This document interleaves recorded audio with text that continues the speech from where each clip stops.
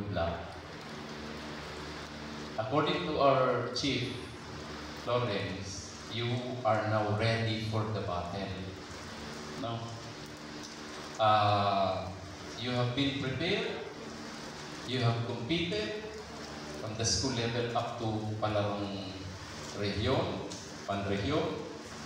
You have been trained in your respective areas by your coaches with the supervision, of course, of our tournament managers and of those who are involved in the preparation for your joining the Palarong Pambansa. At this point, of course, we could have not achieved the kind of performance that you have shown in Palarong Bicol had it not been for the support of many people. I'd like to reiterate our gratitude, our pasasalamat to the provincial government, headed of course by our provincial governor, our provincial vice governor, and of course the two representatives who are with us today, Bukal Ryan and Bukal Boyti, who have been involved directly to giving you all the support that you need from the time that we have prepared ourselves for the competitions. Thank you very much. Ipaabot ko ulit ang aming pagpapasalamat sa ating ginagalangan na gobernador, ang ama ng probinsya ng Sorsogon. Competing in national level competition is, I'm sure, one of your dreams, right?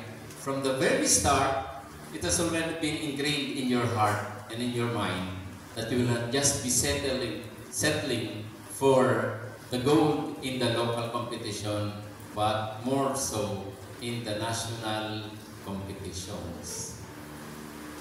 Sabi nga, handang-handa na. That is why we have gathered all of you to give you our support and our well wishes.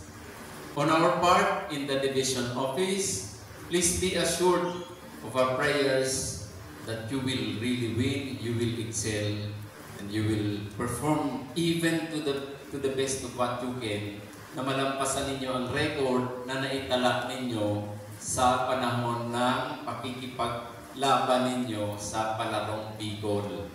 That's our aim. We have proven in the last Palarong Pambansa that we can break existing records. So that should be our aim also, and our source of strength and inspiration. In this kind of gathering, we want you to know that our hearts also are joining you in Palarong Pambansa in Cebu. So I'd like to also thank our local counterparts in the division.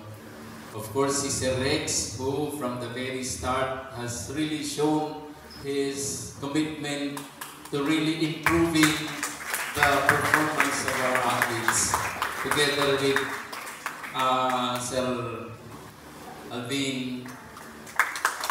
Si Sir Alvin, paulit-ulit na may pinapapirmahan sa akin, sabi niya hindi na dapat ito magtagal. So I know that there is indeed a reason for him to be kind of insistent, just for us to be able to provide you with the necessary things that you need in the conduct of Palarong Pambansa. And so, we wish you all the best. No? Pagdating doon, makipaglaban,